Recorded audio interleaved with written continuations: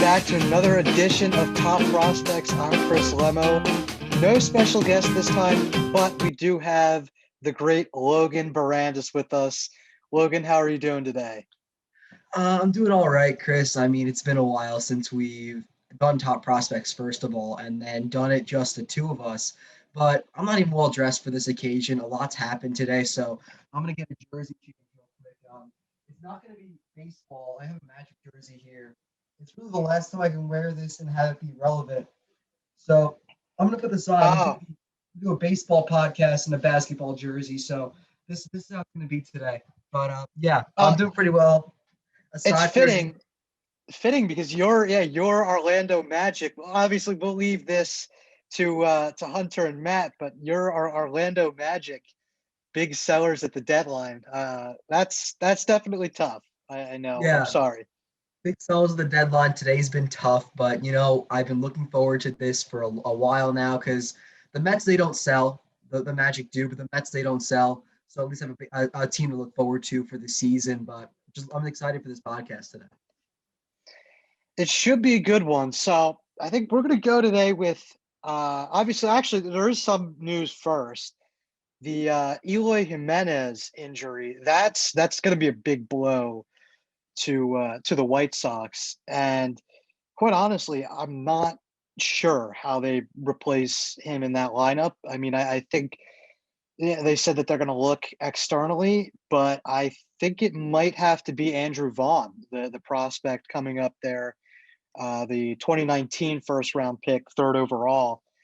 They're going to have to rely on him because I mean, I don't know. Do you see any other options out there on the market right now to replace him?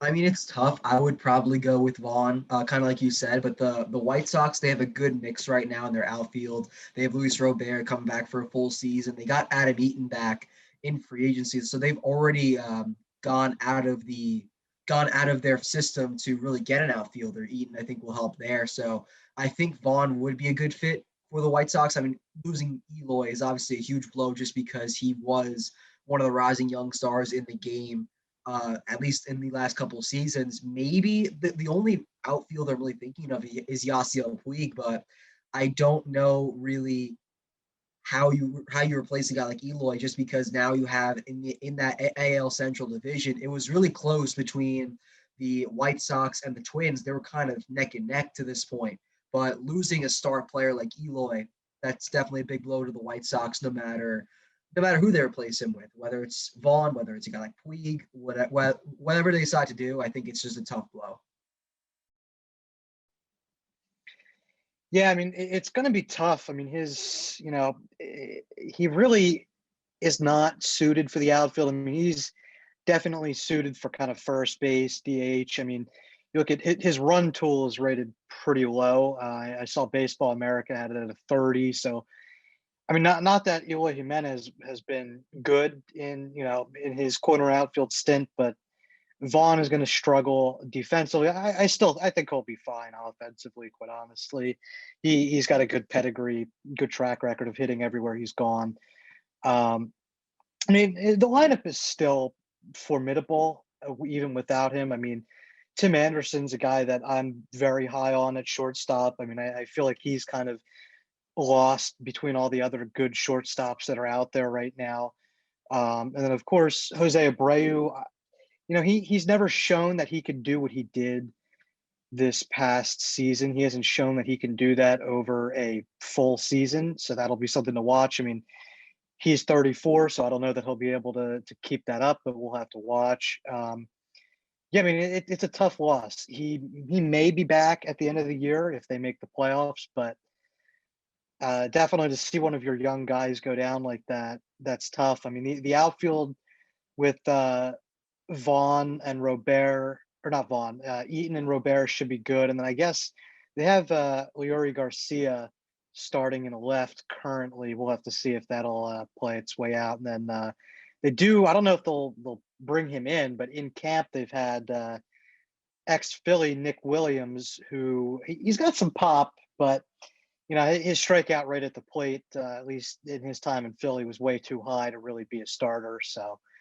but I'm sure they'll be looking for any outfield depth now. So, but again, kind of just a bad time for this to happen. Nobody on the market. If this happens, over the off season or maybe even earlier in spring training, that's definitely better for them. But I think their lineup is good enough to work around it. But I want to transition now to our main segment here, and this is so ranking the 10 best rotations coming up this year. As a former house baseball pitcher, I'm impartial to rotations with a lot of lefties, so I already know who my number one is going to be. And actually, it agrees with the MLB.com ratings here. But I'm going to actually hand it over to you first, Logan. Who do you have as your best rotation right now in the sport? So I think that even before this season, you just can't argue with the Dodgers. I mean, they have Clayton Kershaw, who isn't at his prime at this point, but even now, he's still one of the better pitchers in all baseball. And they had Walker Buehler as well, who had kind of taken that next step to being the Dodgers ace. And he's shown that even though this Dodgers rotation is as stacked as it is, he is one of the better pitchers in the game. Could be a sneaky Cy Young pick this year. Hasn't won it yet, but he's been one of the better young pitchers in the game. And then they got Trevor Bauer. They got the reigning Cy Young winner. As much as the Mets fan in me hates to see him on the Dodgers, and we'll see how Bauer fits in, where he will even play in that rotation, whether he'll be the number one guy, whether he'll be number three, that's still up in the air. But the fact that this rotation got a reigning Cy Young winner, I mean, we'll see if he can put it together again for a full season. But even still, I mean, that's incredible. And they got guys like David Price coming back from COVID. He didn't even play last year.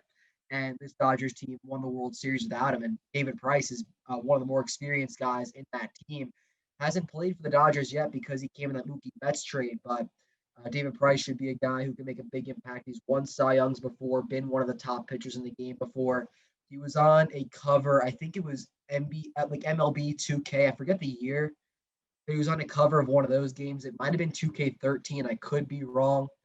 Back when I used to play those games on the Xbox 360 days, but yeah, this Dodgers rotation, whoever they decide to start at five, it doesn't really matter to me. I mean, they have a lot of depth, guys who can either play in the bullpen, guys who can start, like Julio Urias. He's definitely one of those guys as well. And they have Brusdar Graterol, who played in the bullpen as well. So they have guys who they could pitch at that number five spot. But overall, I know who you're going to say at number one, but I don't think that they really compare to the Dodgers. Well, actually, I am going to go with the Dodgers at number one. I think I know who you were thinking I was going to pick, but I'm going to go with the Dodgers at number one. Partially because not even because of Trevor Bauer, because I feel like every podcast I bring up my inner dislike for Trevor Bauer, because I'm not going to go down that rabbit hole, but I love Walker Buehler. As much as I dislike Trevor Bauer, I love Walker Buehler. Walker Buehler, to me, I mean, he's on the path right now. I believe I said this in a segment back during their World Series run, that I think he's going to be a Hall of Famer someday. And you look at his postseason, I know it's only 11 starts. His postseason, numbers are absurd. I mean, he has established himself at the age of 26 as probably a top three postseason starter right now. I mean, if I have to pick one guy, game 7 of the World Series to start, it's probably him. Like, I mean, I know there's probably better pitchers out there, but he finds a way to win big games. So for me, that clutch factor is huge. But then, of course, the entire rotation is really good. I mean, obviously, Trevor Bauer has a Cy Young, David Price has a Cy Young, Clayton Kershaw has 3. So, and then that's not even counting a guy like Julio Urias, who obviously is very good, as you said, and then Dustin May, who has a 2.57, I believe, career ERA as of now. And they are so deep in terms of the rotation that Tony Gonsolin, who has pitched outstanding for them, he's only 26 and hasn't been around as long as like a Walker Bueller, but he's been outstanding.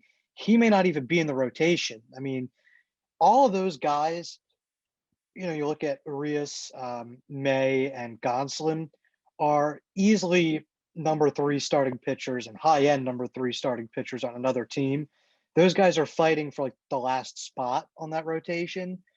So yeah, I mean, it's just ridiculously deep. I think going back to, and this is one of the best rotations. I think obviously the Scherzer, Strasburg, that rotation obviously had its day, and Patrick Corbin, and then I think back the Phillies rotation with the aces of Halladay, Cliff Lee, Roy Oswalt, and Cole Hamels was a very vaunted rotation, but this is up there. I mean, this is probably the best, I think. I mean, it's stupid how good they are.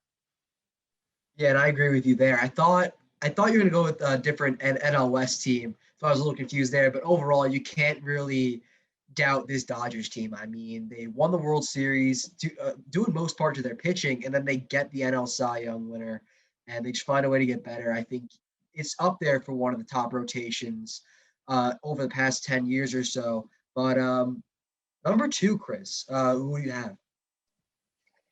Well, I do have that other team from the West, the Slam Diego Padres. Listen, obviously they figured that they need pitching and then just decided to buy the entire MLB stock of pitching this offseason. They named Yu Darvish the opening day pitcher. And it's funny, a couple of years ago, if you had told me that, because a couple of years ago, I thought Yu Darvish was a bum. I mean, he had no command whatsoever. I was like, oh my God, the Cubs are going to have to get out of this contract. And obviously the Padres a couple of years ago were nowhere to be found. So if you had told me this a couple of years ago, I wouldn't have believed you. But yeah, I mean, if Yu Darvish continues on the way he pitched last year, then they're going to be insane. I mean, obviously they have Blake Snell. I think Blake Snell benefit being out in San Diego. That's a pitcher-friendly ballpark there out of Petco. And then Joe Musgrove is kind of that analytics darling kind of guy. I mean, he's right now, I would say he's probably a number three, but between his spin rate and his strikeout rate on a lot of his pitches, everybody kind of thinks he's the next guy that's going to take this big leap forward. So I think, maybe that this could be his year. And then Chris Paddock is a good number four. Obviously, he burst onto the scene in 2019, was a little bit more up and down last year. But I think as he gets more experience, he'll be a really good number four that on most teams is probably a number three. And then the back end, they got Adrian Morejon, but quite honestly, I'm waiting on Mackenzie Gore. I think Mackenzie Gore is going to be awesome. I think he's going to add yet another top line guy to go with Darvish and Snell. The names there, look, I don't love them as much as the Dodgers rotation, but they do have the same kind of depth where they can call up any prospect and they've got a good pedigree. You look at, like I said, Mackenzie Gore, or if you look at Luis Patino. So they've got a lot of guys coming up through that system as well that I think are going to profile as mid to high end rotation guys. And, oh, by the way, they have Dinelson Lamet, who, yes, he's hurt, but has been probably, I think, the most underrated pitcher in baseball the last 2 years. And Mike Clevenger out with Tommy John, but he is also really good. So healthy, I think healthy Padres, you can really make an argument they're better with the Dodgers. They're better than the Dodgers rotation. But as it's currently constructed with injuries and all going into the season, I'm taking the Dodgers. Yeah, I mean, I like the Padres pick, but here's why I'm not going to go with them at two. And I think that the main reason is going to be Yu Darvish. I'm not entirely sold on him as an ace pitcher at this point. I mean, he had a great season in Chicago, but looking at his age right now, he's getting up there in his late 30s. And before this season, Chris, you mentioned it, you could make the argument that Yu Darvish was a bum and he wouldn't even be considered an ace at this point. So I think he has something to prove, or can he do it again? That's what I want to see if he can do. I want to see if Yu Darvish can do that. I mean, I believe in Blake Snell. I believe in him to kind of be that ace. I'm not sure if Yu Darvish can do it again. I mean, he had a solid season in Chicago, came in second in the Cy Young voting, but his age is getting up there for Darvish, and just his past struggles, it's kind of tough for me to really buy in on him. And Joe Musgrove, he hasn't really had. I mean, part of this could be due to the fact that he's played in Pittsburgh, which a lot of Pirates fans know they haven't been great the past couple of years. But I think Joe Musgrove, he hasn't really been great for a full season, whether it's due to injury, whether it's due to poor performance. So putting him as a number 3, I think it's a little bit questionable. So I'm going to go with Atlanta for number 2. And I think looking at this Braves rotation, they have some interesting guys going onto the team. Max Fried had a good start to his season. He was putting up some Cy Young numbers before he went down. And Ian Anderson, he was a really solid name to look out for, rookie wise. Had a good performance when he did play in 2020. And they signed Charlie Morton at a free agency. And Morton, he's been a guy who's had some really solid seasons in Tampa Bay the past couple of years. He's had some good years there. He struggled a little bit in 2020, but once the postseason kind of came around, he was one of the guys they really relied on to get to the World Series. So having Morton there as a number 3, I like that more than Musgrove this year. And then they also signed Drew Smiley as well, which I mean it's an underrated signing, yes. And I don't expect him to be more than a 4 in your rotation. But I think he's serviceable, at least before Mike Soroka does come back. I mean, we'll see whether or not he does come back. But Soroka, he was the ace of this Brave squad. So depending on his timeline, if he were to come back mid-season, that would be a huge help for Atlanta.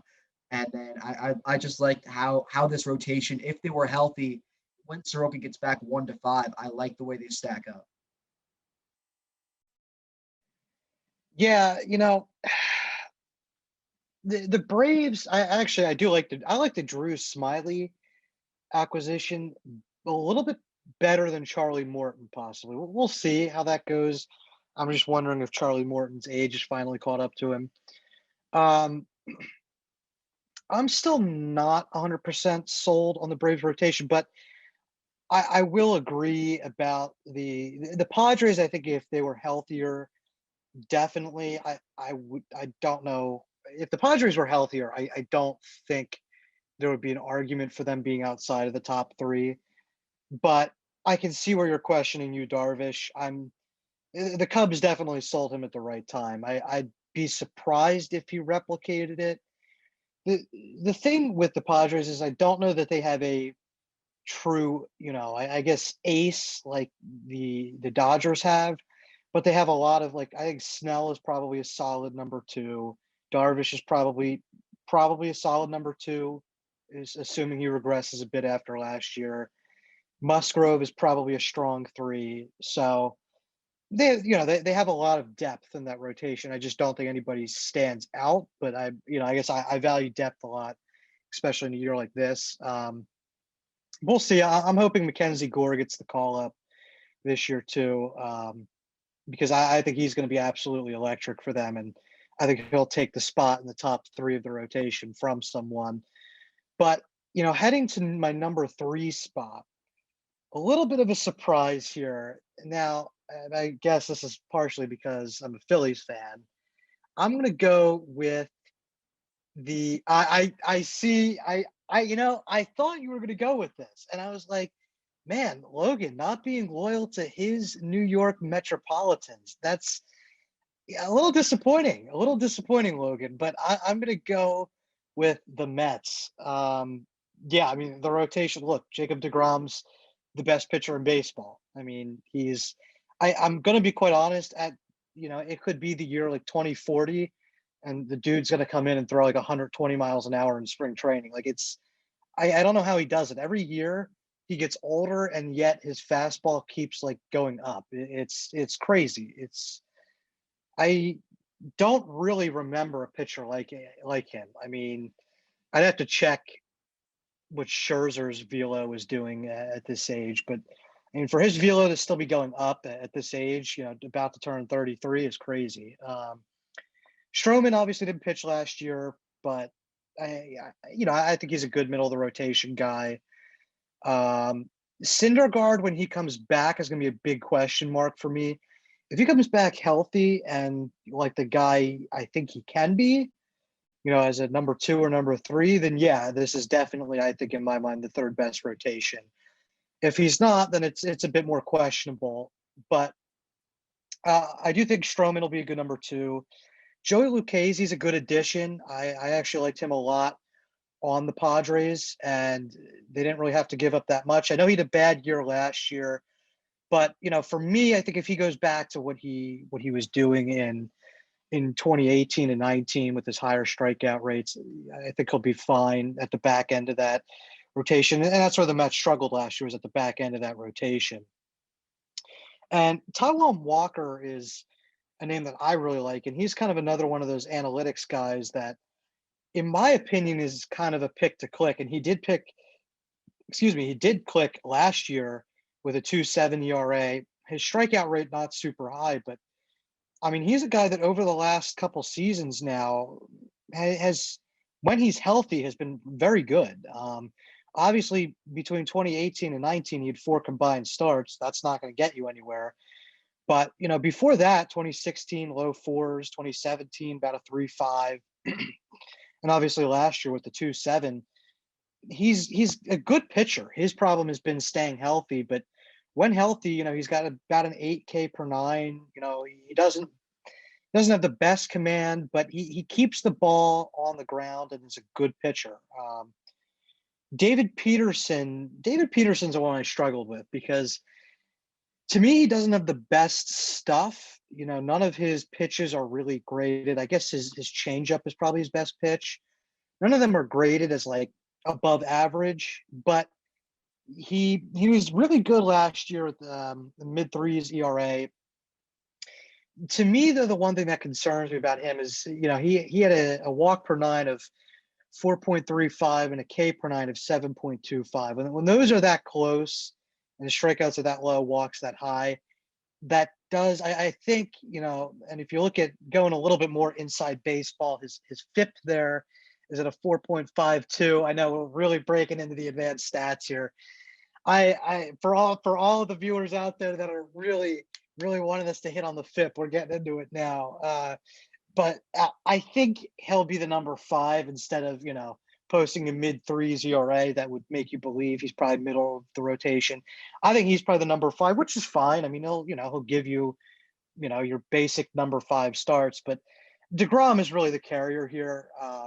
And then I think Marcus Stroman will be good, but DeGrom is just so good.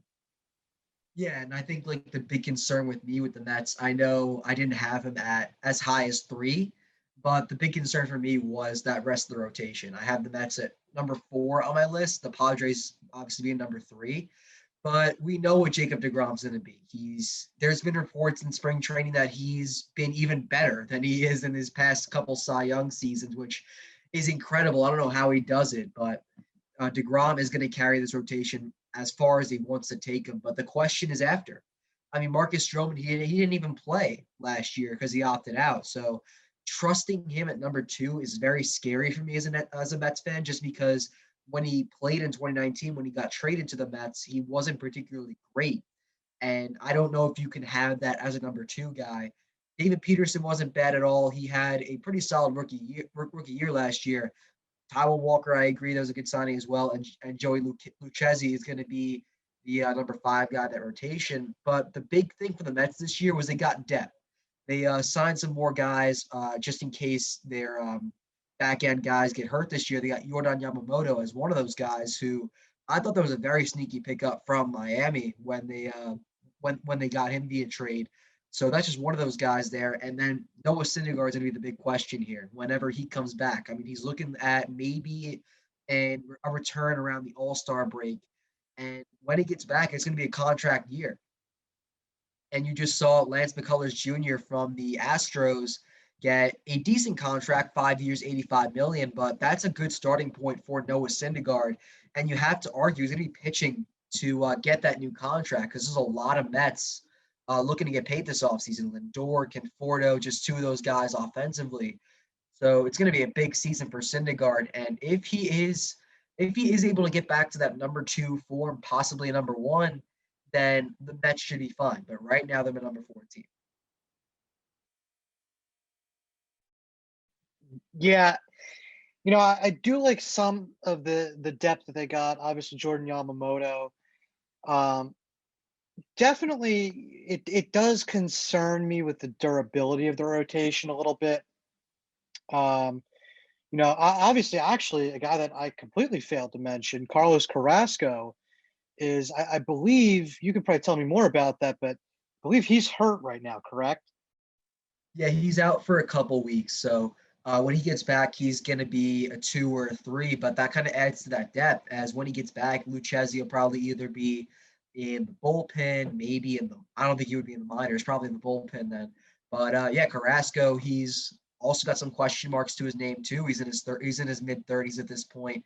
But if he comes back like he was in his Cleveland form, then yeah, definitely a 2 until Syndergaard returns, or maybe a 3 if Stroman plays well. Yeah, I completely forgot. He's definitely kind of the guy that I think with him at a two there, if he's pitching like the way he has the past couple of years, he lengthens that rotation a lot. It's going to be hard to replicate what he did last year. I believe he posted close to career numbers in terms of ERA, but it's his strikeout stuff is legit, and I mean he's striking out over. He's got I believe a K per nine of over 10 or close to even 11.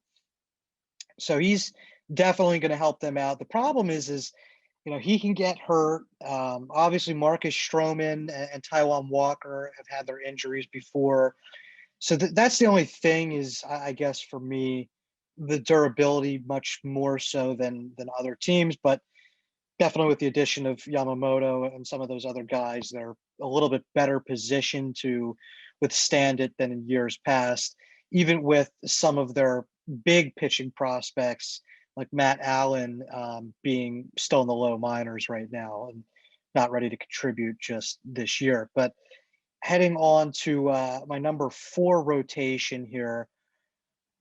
Yeah, this is a tough one. I'm gonna have to go. Well, I'm gonna have to go with the Yankees, and I know I've actually kind of been following the MLB list here. I don't have an argument just yet with them. Um, Garrett Cole, I know he didn't look as good coming over from Houston. I think partially because Yankee Stadium is the most hitter-friendly park on earth outside of Coors Field. I can hit a home run at Yankee Stadium. I'm pretty sure. Um, it's bad. But yeah, I think Garrett Cole obviously is one of the top 10 pitchers in the sport right now. Corey Kluber, I know he's 35, but he's been around the block. He knows how to win games. I like what he brings to this rotation. Jamison Tyon, it's funny. The Pirates, I guess, because they're the Pirates and they have an inability to get the best out of literally anyone, have a lot of guys that were like picks to click on another team, and he's one of them. Tyon had that really good 2018 and then was out all of last year and most of 2019. So we'll have to see what he brings. He's a bit of a question mark to me. Yeah, he's a bit of a question mark to me. If he can get back to what he was, and clearly, obviously, the Yankees still think he is with what they gave up in that trade, then he lengthens that rotation. Domingo Herman, obviously, he had that really weird year last year where I believe, yeah, he was the one that opted out and then said he was retiring from the sport. I have no idea what was up with that. That was a really weird situation, but I'm going to assume we're past that now. Yeah, I'm not sure what was all going on behind the scenes there, but his big problem has been the home run ball. He's been giving up almost 2 home runs a game in 2019, and his walks have gone up, strikeouts down. So he's definitely not trending the right way, but he's fine for back of the rotation if you're going to have him behind Cole, Tyon, and Kluber. The big question mark to me is Davy Garcia. I saw this kid pitch in Trenton. I guess this was now 2 years ago, and he's not a big guy. He's not your prototypical pitcher. I believe, is like 5'11", or I think he's maybe 6 foot, but I mean, his fastball sits mid upper 90s, and he's got some great off speed stuff. I mean, he's nasty. I know he struggled to adjust last season when he got called up, but don't get me wrong. I mean, he's got great stuff. I'm a little bit more worried about durability just because of his size. There's not a lot of comps for smaller pitchers. I know kind of Pedro Martinez is one of them, but there's not a lot of guys that are 6 foot or around there that have been, big name pitchers. But Davy Garcia, I mean, he's got a great fastball, obviously, but that's not even his best pitch. Even I expect big things from him. I mean, I know he struggled this year. I think he'll put up numbers around a 4 ERA, maybe by the second half of the year settle into the back half of that rotation. But he's going to be a big boost for them going forward.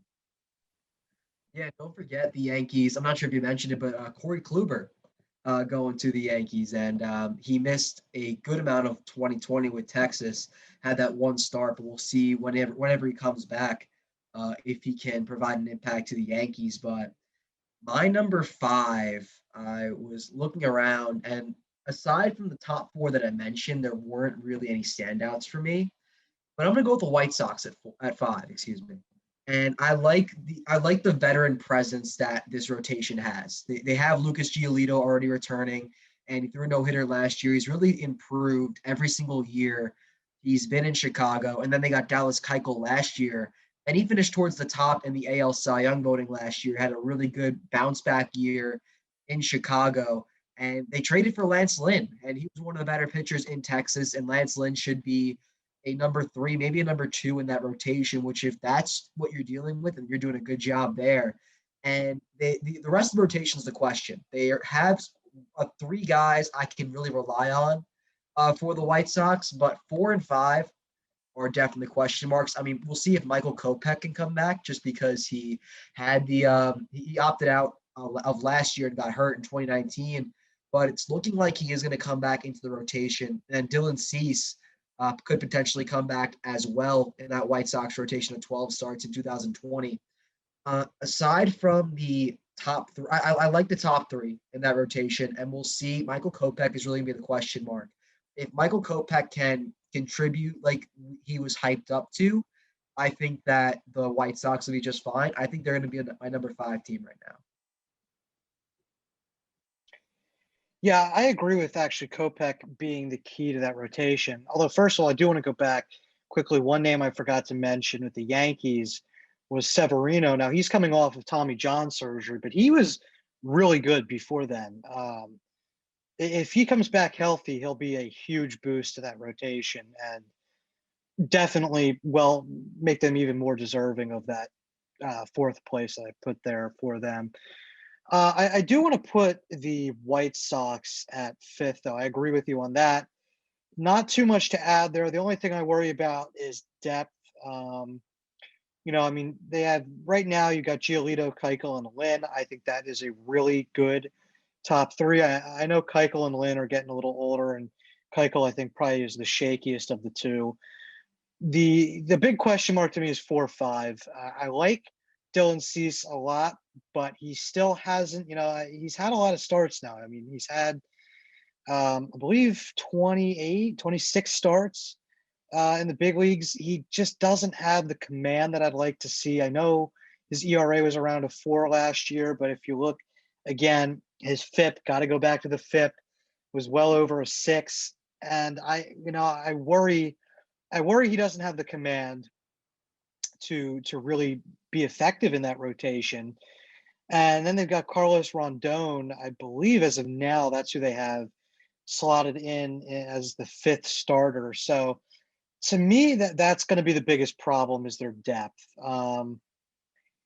If Cease really breaks out, then I definitely think they're more deserving of that 5 spot. For now, I'll give it to them just because of how much I like their front 3, which, by the way, the White Sox definitely won the Adam Eaton trade, getting Giolito. Giolito is really good. But yeah, that's who I'll have at my 5.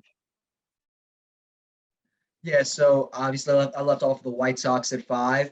My next one was the Yankees at number 6.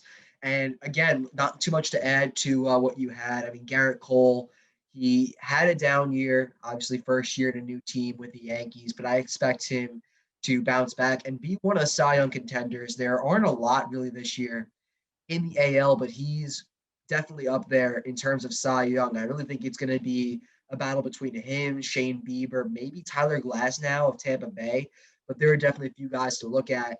And then we talked about Corey Kluber, if he can come back, make an impact. Luis Severino is definitely a question mark. I love Jameson Taillon, though. Jameson Taillon, I fully expect him to be the number 2 guy in that rotation. And he was in the same rotation as Garrett Cole back in Pittsburgh. So they definitely have a bond there, can definitely learn a few things from each other. Then you have young guys like Debbie Garcia and Jordan Montgomery to really replace the guys that left the team in Masahiro Tanaka and James Paxton. So the Yankees going to be my number 6. Yeah, it's okay. So for who I go with at number 6, it's gonna seem low, but actually, I'm surprised you haven't named them yet. It's another NL East team, but it's the Nationals. Now, one key theme so far on my list has been guys that I think are going to break out, and I've kind of valued them higher. The Nats have guys that I think are going to break down, and because they've got some older guys that have lost velocity that I'm not too high on. One of them, Strasburg. Now, obviously, when he's on, he's a phenomenal pitcher, as we saw during the World Series here. But he's going to be 33 this year.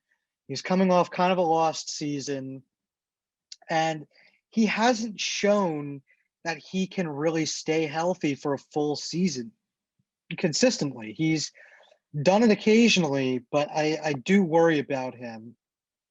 And I worry about that contract, quite honestly. So we'll have to see how he comes back this year. That's a big question mark. And then the other one to me is the back of that rotation. I'm not really a big fan of who they have back there. Um, John Lester is ancient. I mean, he is. I I mean, I know he's only 37, but it feels like he's up in Jamie Moyer territory for how long he's been there, or not been there in DC, but just been around. He really struggled last year. His stuff has finally fallen off after 2018. I don't know how much they're going to get out of him, quite honestly. I really don't. I'd be surprised. I mean, his velocity. If you look at his velocity charts on Statcast, it looks like a mountain. I mean, it is just going downhill and going downhill sharply, which is obviously to be expected for a guy who's 37. But I would rather have a young guy with upside who I think can break out at the back of my rotation than an ancient guy who is well past his prime at the back of my rotation. They also have Joe Ross, who's kind of a bit of an unknown, hasn't pitched that much. And then, Scherzer is Scherzer. I think he'll still be very good. I still think maybe he'll regress a little bit, but he's still one of the league's best pitchers until he proves otherwise. My biggest thing with them right now is Patrick Corbin. And to me, I think that's another contract that might not look all that great. His velocity last year was down, and I know that was kind of a theme throughout a lot of the league. But his velocity was noticeably down. His fastball lost almost 2 miles per hour. His off-speed stuff lost 4 miles per hour. His fastball as it is, if your fastball is down, at 90 miles an hour, your off-speed stuff has to be really good, and it really wasn't good last year. So to me, if that trend continues and his fastball dips from, what it was at its peak, it was 92, and now if it goes under 90, that's going to raise some eyebrows for me because, he's 31, he might not come back from that. I have a feeling that he's gonna struggle this year, and that kind of concerns me for that rotation. So for me, it's really Scherzer, and then Strasburg is the highest upside if he comes back healthy. But then Corbin to me, I don't know. Lester, I don't know. So a lot of question marks there. Maybe some of those guys will click, maybe not. Yeah, and I agree with you there. I mean, I have the Nationals a little bit lower on my list, but going into my number 7 team, this team has a lot of upside. And Chris, you like those upside teams. I'm going to go with Cleveland here. And Cleveland, they have the reigning AL Cy Young winner in Shane Bieber, but this is a rotation that got severely weaker as the years have gone by. I mean, Trevor Bauer left a couple of years ago in a trade. Mike Clevenger left during the 2020 season. He got traded to San Diego. And then over the offseason, Carlos Carrasco gets traded to the New York Mets. So this is a Cleveland rotation that could be much higher, but they still have a lot more young guys to kind of back up Shane Bieber. I mean, Zach Plesac, he was kind of on and off due to a suspension that he had with the team due to COVID. But in the starts that he did have, he played very well. Aaron Savali had a pretty solid season. He could be a reliable 3 for this Cleveland team. And then Tristan McKenzie, he is a flamethrower for the Cleveland Indians, a very good young prospect for them. And he could be an X factor for this team, like Michael Kopech was for the White Sox. I think that McKenzie, if he is good, this Indians rotation could be very good as well. Then they picked up some depth pieces over the offseason with Cal Quantrill and Logan Allen. Depends on who they want to be at number 5, but depth is definitely a question with them. This is a very young Indians rotation. And I think the question is, how long will they be together? I mean, Plesac was involved in trade rumors during the deadline when he got caught with his COVID violations. And then Shane Bieber could be on move too. So this is an Indians rotation that has the potential to be great over the next couple of years. But with the Indians starting to rebuild, the question is, will they be around for much longer? Yeah, I have to imagine. I mean, first of all, Shane Bieber is getting paid $679,000 this year. Like, let that sink in. Like, and Chris Davis is getting paid God knows how much. But Shane Bieber is an absolute steal right now, and he's not a free agent until 2025. And by the way, I'm going with the Indians at number 6. I'm agreeing with you there. But that contract, I mean, they would get an absolute haul if they decide to flip him. The problem is the Indians, or sorry, Cleveland baseball team doesn't seem to have really a willingness to extend a lot of their homegrown guys. So that does concern me there. But if they did flip him, they'd get a lot. But yeah, he is fantastic. Plesac is very good as well. Tristan McKenzie is a guy that really impressed me when he came up. I really like his fastball curveball mix there. I thought he had a fantastic year last year, and I think he'll continue to build off of that. He's only, I believe, 23. That's a young rotation. Nobody's over the age of 26 right now in that rotation. The fit spot, we'll have to see who kind of takes a hold of that. Cal Quantrill was a guy that was actually pretty highly touted for the Padres before he came over there, but the top 4 of that rotation is just really good. And Shane Bieber is one of the best pitchers, I think, in the game right now. I know it was a shortened season last year. I believe in him more than I believe in Trevor Bauer. I'm not afraid to say it. I think he's a better pitcher. And Zach Plesac, obviously, if he is not on the team's bad side, I'll put it that way, he had much better command last year. Smaller sample size, obviously, but his walks per 9 went from a little over 3 to under 1. His strikeouts per 9 went from 6.8 to over 9. So his command improved. He looks much improved. So yeah, that Cleveland rotation, I have that at number 6. Yeah, so I'm up to number 8 now. So once I do number 8, you can just go with 7 and 8. But my number 8 team, you already said them, so I'm going to go with the Washington Nationals. And the reason why I'm not really high in this rotation is you kind of mentioned it. They're on their way down. Max Scherzer had one of his worst seasons since he joined DC, showing signs of his age and decline. But he's still in a solid season, an ERA in the 3s, but we'll see how that decline really works for him this year. Steven Strasburg, his first year in a brand new contract, got hurt.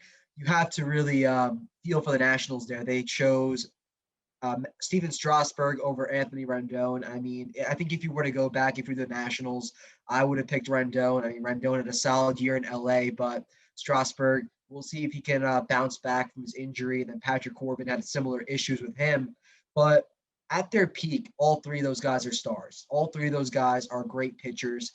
4 and 5 is a question mark. You mentioned John Lester and Joe Ross, both aren't that great. I mean, Lester's had some moments in the past couple of years, but he's definitely been on the decline for a while now. And then Ross, I remember when he was highly touted coming out of the Nationals farm system when he first got there, but just hasn't been great in the past couple of years. So the only reason the Nationals are this high at this point, just because of their top three guys. Their depth is a question mark, and their age is a big question mark. But just because they have 3 stars in that rotation, they can't be lower than 8. Yeah, I think you said it best there. Just because they have their stars, it kind of builds them up a bit, even though they may be on the decline a bit. Actually, I went back through counting the Cleveland was my 7th team. I wish I would have wrote all this out. That would have helped a lot. But so at number 8 now, so I guess now I am caught up to you. I'm going to go with the Braves that you kind of talked about earlier. I'm a little lower on them just because they're without Soroka right now, and he's kind of the ace of that staff. Charlie Morton had a down year, and I do kind of wonder if that's because of age or if, that was just kind of a fluke down year. That remains to be seen. I mean, his strikeout stuff was still there, although it was down a bit. If he's on, then this rotation is much better than the 8 I gave them. In fact, if Morton returns to how he was in the previous couple years and Soroka comes back, this is probably even a top 5 rotation. But I have them at number 8 because Morton had a down year. Soroka's out to start. And, I'm still not sure about the back end of that rotation. Bryce Wilson and Kyle Wright have flashed potential, and it feels like they've been prospects forever, but actually they're still only 23. It looks like Bryce Wilson will take the number 5 spot. I credit the Braves there for going with the prospect, a guy with upside, instead of a guy like John Lester, who's going to turn to dust on the mound because of how old he is. But, they do have Drew Smyly as well. I think he adds a lot. Drew Smyly's been actually a lot better the last couple of years. Ever since he went over to Philly in 2019, he improved. And then last year had a great year out in San Francisco with astronomical strikeout rates. I don't know if he can keep that up. But certainly if he did, that would help the Braves rotation a lot. But they do have a lot of upside. Of course, Ian Anderson, can't forget him, actually. He actually looked like their ace in the playoffs last year. He was outstanding. In fact, over his 6 regular season starts, he had a 1.95 ERA. So, and he could even win. I believe he's still eligible for Rookie of the Year, if I'm not wrong. He is. So, yeah, that rotation, I have it number 8. But if Morton and if Morton's returns to what he was, if Smyly is like he was last year, and Soroka comes back, they're a top 5 rotation. All right, so my 9, 10, 11, it was pretty tough in a toss-up between 3 teams, but my number 9, I'm going to go with the Astros here. And Zach Greinke, he still leads that rotation. He hasn't really shown too many signs of aging here. He had a solid season, stepping up for Justin Verlander, who got hurt. And they also have Lance McCullers Jr. as well. So that's 2 guys that I can really rely on for the Astros, and we'll see what the status of Justin Verlander is throughout the year. But obviously, if he's able to come back, which I don't think is too likely at this point, but if he were, that's a huge step for that rotation. They also have Framber Valdez in that rotation as well, and they have Christian Javier. So the Astros, they have some depth, although it's not really great. I do like those top 2 guys in the rotation, and then just the promise that Valdez and Javier have shown gives me belief that the Astros, they'll have a solid rotation. They always do. I think they'll show that in a weak AL West division, and we've seen a lot of those guys on the Astros once they get there. They're kind of like the Rays in a way, but once they get there, they kind of just turned their careers around. Garrett Cole's the main example there. Happened with a couple other guys. I'm blanking on a few names there, but it's happened before with the Astros. That's all I'm trying to say here, and I think that they can be number 9. Yeah, I think at number 9, this is definitely a tough one. You know, I'm gonna be a little bit of a homer here and have to go the Phillies. It's tough. Aaron Nola is kind of an enigma for me. I mean, when he's on, he is definitely a number one in that rotation. The big problem with him has been his Septembers. He's kind of prone to collapsing in September. Zach Wheeler was awesome last year. Zach Eflin is a guy that took a big step forward last year. And if you want to look at a guy that analytics say was a lot better than even his ERA showed last year, his FIP and expected ERA are in the low threes, and his strikeout rates went from uh, 7K per nine to almost an 11K per nine. I think he is going to establish himself as one of the better number threes in baseball this year. I mean, his velocity keeps ticking up. I really like Zach Eflin a lot. I think that top three, while not having that absolute star power, they have a lot of guys like Nolan Wheeler, probably not number ones on any team, but really good number twos. Zach Eflin, I think, is going to be a really good number 3. Chase Anderson, I know he had a bad year last year, but to me, he's proven himself that outside of that, he's like a career high 3, low 4 ERA. And to have that as your number 5 pitcher is fine. I mean, that's what you want out of your number 5 pitcher. Matt Moore will be an interesting guy. I liked him in spring training a lot, and he pitched really well over in Japan last year. He was a highly touted prospect and actually pitched well in the early 2010s in Tampa before his career kind of fell apart and he went over to Japan and fixed some stuff. He's still only 31. I wouldn't be surprised if he has a good year. He's looked good in spring training. And then, of course, they have their prospect, Spencer Howard, who he's dealing with some injury issues, but I do like him a lot.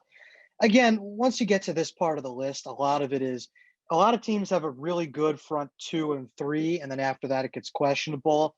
I just happen to like the Phillies front 3 better than a lot of the other front 3s, but I would take a bunch of other teams kind of to argue there.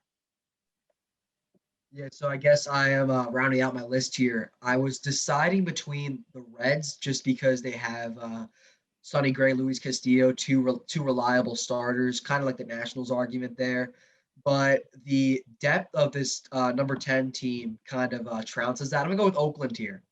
And I think looking at Oakland, I like looking at their team and seeing that they have a reliable 5 guys. I mean, none of those 5 are great by any means, or they're all good, but they're not great, I would say. I mean, they have Jesus Luzardo, Chris Bassett, Sean Manaea, Frankie Montas at their first 4, which, I mean, Luzardo, he was a good prospect last year when he first came up. And the rest of those guys, they've had their moments in the show, but none of them have been all-stars by any means. Then they got AJ Puck as well, who's a top prospect. He's going to come back from injury. I think it was a shoulder surgery that he had. So that's 5 guys right there that you can rely on for Oakland. And they lost a lot of their pieces last year. So this is a rotation that's really going to be relied upon for the A's this year. They don't have a great offense. They don't have a great bullpen anymore with Liam Hendricks leaving. So that rotation for Oakland is really going to be put to the test this year. And while they don't have the all-star talent at the top, they don't really have scrubs at the bottom. Yeah, I'm going to go. I do agree. I like Oakland's depth a lot. They don't really have a number 1 for me, which kind of, I think, leaves them just outside of my top 10.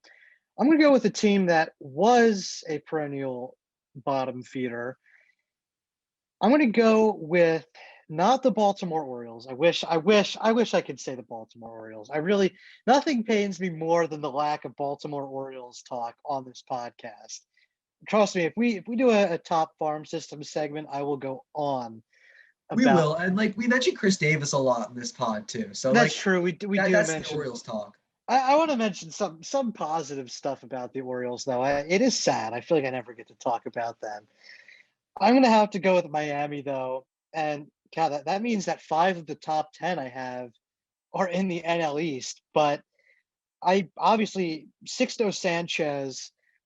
As a Phillies fan, every time I watch this guy pitch, I question my life decisions. Being a Phillies fan, like the fact that Matt Klentak, I mean, look, maybe they don't do the deal for JT without Sanchez. I don't know. But this guy is so good. I mean, he is just so good. His fastball is absolutely electric. His changeup might even be better than his fastball. He is a true number one. For me, a lot of guys, even the elite guys, or a lot of these guys come up, highly touted prospects, struggle right away. And they take a year to adjust. Sixto Sanchez, you can tell he's special, and possibly even Ian Anderson could be like this because they came up and right away it looked like they had it. It looked like they belonged. And that's really hard to do in the league. And, I think he's going to be even better than he showed this last year. And this past year, he looked like a solid middle of the rotation guy. I think he's going to establish himself as a number one or two by the end of the season. And combining that with a guy like Sandy Alcantara, who has kind of taken steps forward every year now and has looked really good. He's got an elite fastball. His secondaries aren't as good, but I really like his fastball. They've got some flamethrowers down there in Miami. And then, of course, Pablo Lopez was really good last year after returning. I believe he got hurt towards the end of 2019. He took a big step forward last year. His strikeout stuff went up as well. His ERA dipped, and he looks like another mid-rotation guy. They've got a lot of guys that, including Trevor Rogers, who has a really good fastball and off-speed stuff. I know he didn't look that good in his debut, but I think he'll adjust. He has obviously strikeout stuff. He had over 12 K per nine last season. So they've got a lot of guys with either potential or have already established themselves as good middle of the rotation pieces. To me, that rotation is going to be one of the best in baseball going forward. In fact, they still have another top 50 prospect in Edward Cabrera, who's probably going to come up this year. And he's another guy that, again, has a very lively arm, big fastball. I believe his fastball is ranked as a 65 tool on the 2080 scale, sitting in the mid to high 90s. So these guys, they've got a lot of flamethrowers. They've got a lot of good pitching, and that's going to be what carries this Miami team. But to me, again, I value a lot of upside, especially young upside. That's why I got to go with Miami to round out my list. Yeah, and I think looking at the Marlins, I mean, their potential is one of the best in all baseball. And Sixto Sanchez, I know it hurts for you as a Phillies fan, but he's going to be in the running for Rookie of the Year for sure. Definitely going to be one of the top candidates alongside Ian Anderson, who we mentioned earlier. But yeah, you went every team in one division on a top 10 list, which I mean, I have three of those teams, but I don't have the Marlins or the Phillies. But definitely interesting for sure. As all five have great rotations for sure. So should be interesting to see if they're going to play a majority of the season against each other, how that fares out. Yeah, definitely. To me, we'll go into it when we do our NL predictions on the next segment. But I mean, to me, the NL East is the most fascinating division in baseball. I mean, obviously there's our two teams, but in terms of a competitive standpoint, there's nobody actively tanking, which, I mean, yes, I do love tanking. I'm I self-certified tanking person. I'm a Sam Hinkie disciple, if you want to throw a basketball and NBA reference in there. But there's nobody actively tanking in that division, which, if you look at the Central, you got the Pirates. The West, you got the Rockies. AL East, you got the Orioles. AL Central, you got the Tigers. And AL West, I guess you got the Texas Rangers and the Mariners. So, yeah, I mean, it's the only division without a team tanking. It's going to be a fascinating watch this year. Yeah, I mean, up until this year, the Marlins were tanking alongside those teams, but they obviously made the playoffs last year, obviously won a playoff series last year rather. So every single team in that division really has a strong argument as to why they can win the division. And I could definitely see a world where three of those teams make the playoffs, but obviously with the Dodgers and the Padres around in the NL West, it makes it a lot tougher. So realistically, you have two playoff spots for the NL East, a team that has five capable teams. I'll make a run in the playoffs. So I think it's going to be a tough challenge as we get into the regular season. Yeah, definitely. I mean, we'll go into it when we do the NL predictions, but I expect all those teams to be competitive. That'll do it for this edition of Top Prospects. Next time, join us as we give our official predictions for the AL and NL, and we give some playoff predictions there. Who's going to make it? Who's in? Who's out? I know it's early, but never too early to talk playoffs. So, for this edition of the Top Prospects podcast, I'm Chris Lemmo. That's Logan Bourandas, and we'll see you next time. Thank you for watching this edition of Penn State Sports Night. If you're a fan of our content, please be sure to subscribe to our YouTube channel for more clips. Also, follow us on Twitter at PSSN TV and on Instagram at PSU Sports Night to keep up with all the action. For all my colleagues, we are Penn State Sports Night.